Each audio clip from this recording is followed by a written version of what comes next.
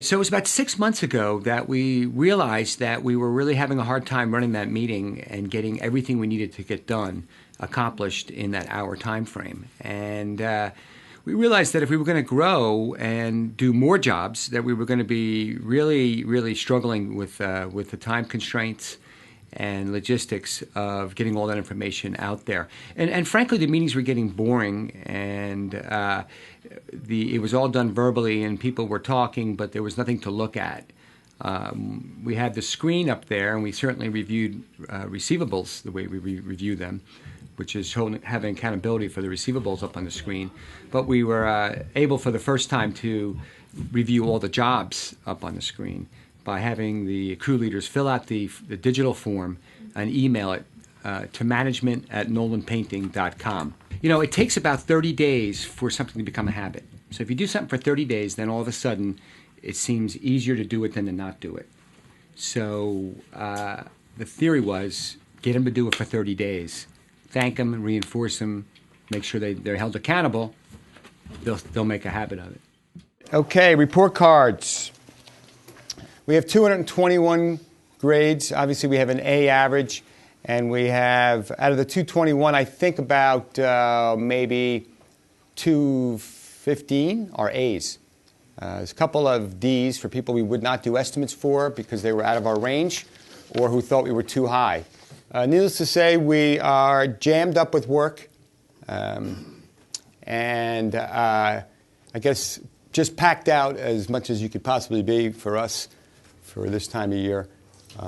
And believe it or not, the winter is looking, I should say the late fall, early winter is looking better than I've seen it look in years, with jobs, people waiting and lining up jobs. I've got more lined up than I've usually have, I know that. So, okay, so we got two of the pieces. You were going to do a session on the customer to-do list. Yes.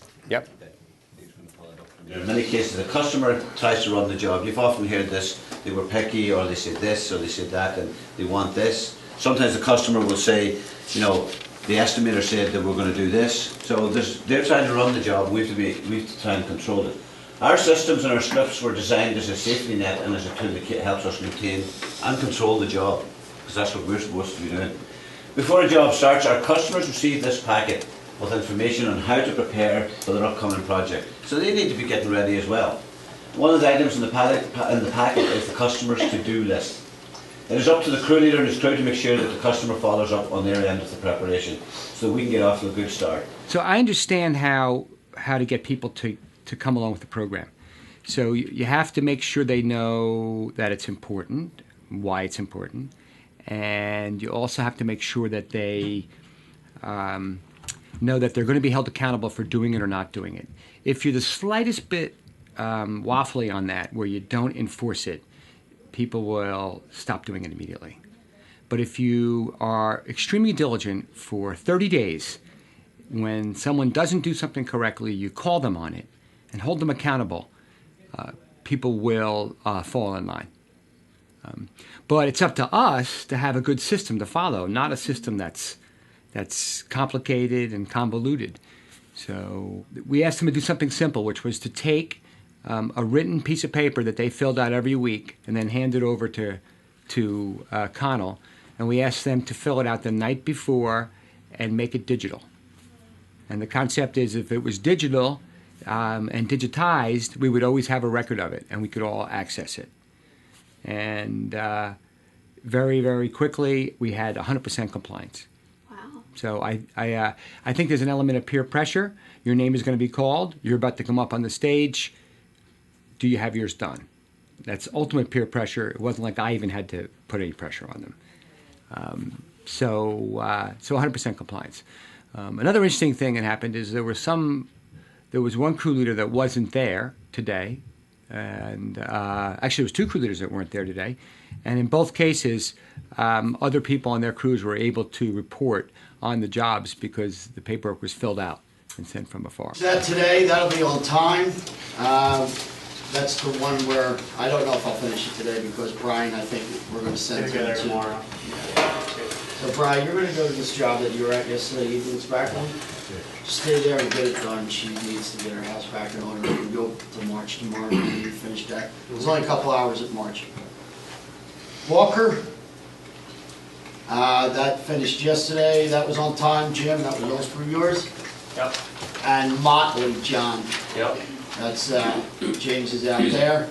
Okay. 9-day job, 4 up. Be out there for a couple more days. It's going well. Apparently, he's got a question on the color, but Tony matched it perfectly to his sample, so if he's got an issue with it, we'll charge him more because it's already started. And then Jim Randolph, Yep. we are going there tomorrow with the floor. We'll talk about it. Yeah, Garage floor. Yeah, did somebody call about going today? They didn't want me to go there. Yeah, What she did left she me a say? message, Yeah, yeah. so She they said wanted it's one, paid for tomorrow. They gotta That's empty fine. the garage. Okay. The other part about making it all digital means that we can do it over longer distances.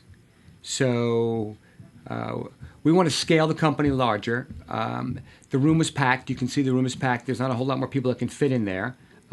We were able to accomplish a lot in a 45-minute time frame, as you saw. But as we grow and we try to fit more jobs in and we try to fit more people into the organization, we're going to struggle to fit them into the building and to have room in the parking lot and to be able to scale up. I mean, could we handle twice as many jobs? That's certainly the plan. So how are we going to handle it? So what this new process has done has made it digital. So now we can send emails with all the job information to any place, anywhere. Yeah, I think, I think the 106. I think I missed the hours for the garage, so that's actually. we're in good shape. Yeah. Rob Chong, that was 26 hours, went a little over. There's also 8 hours pushback on that, right? Mm-hmm. Then Jim Hyde, we started that on Tuesday. No, Monday. Monday. 84 hours. There's 27 up. It's going pretty good. Good. Kevin Newman, I finished that Saturday. So report card, good, thank you. So it's 53 hours with carpentry. We were done 51. And Zimmerman, it was your job, Jim. 5 hours, done 4, done paid. We gave them the iPads one by one as they reached certain goals. And there's still a few of the job leads that don't have them. But as they reach certain goals, we gave them an iPad. One of the original goals was selling additional work orders. As they sold up to $10,000 in additional work orders, they got an iPad. And later, when they fill out the correct forms and prove that they're interacting with the customer the way we asked them to, we gave them an iPad. In some cases, before they had the iPad, we asked them to use a paper form and then get it filled out and signed by the customer, and then take a photo of it, and email it to us. Well, then I know that they're doing it. So when a job starts, they're to go through the pre-job walkthrough, and they are to go through all the items, do all the checkoffs, and get the customer to sign it, and digitally send it to us. Or if it's a paper form, take a picture of it and send it to us. Well, if a job lead is doing that, then I know that he deserves an iPad. So I suppose we've given out about 15 or 16 of them. The future is to have other offices, other satellite offices, where we would have meetings simultaneously, and be able to do it and cover the same information. Is it? Yeah, I haven't Yeah. been there. I meant to get there, but Yeah, I'll talk to you about it. how's the front? Good. It's Yeah. all prepped, ready to go. It'll be started painting today. Great. So I started painting some of the front yesterday. It Okay. looks pretty good. Great. And then Jim, your job, Kachik, will start with him today. So Okay. Is he gonna meet you there? yeah, I'm gonna meet him there. Looks like zero deposit. You said that, I guess, right? So you'll follow up. Yeah. Yep. And then I guess Young, his check should be in the mail. Same thing with Clifton. Me and Jim just have to go over Bella Pete. We'll do that. Yeah, if you can get the hours together on that. Yes, I will. Okay. I'm gonna meet Tracy Ryan this morning because I'm in her neighborhood. She's gonna have the check ready for me today. Great. And then I'll double check with Donald about those 2 jobs. Good, about thank his you. payment. But I'm really grateful to them all. Whenever I get these emails, I immediately respond with thank you and thanks, letting them know that I'm receptive to it. Literally, I try to respond quickly, thanking them for doing it. And so they know I'm paying attention. And so I think I'll keep doing that, even though I think the habit's ingrained. I think you can never say that too much. You can never thank people too much. Sometimes people think that you shouldn't thank people for doing their job.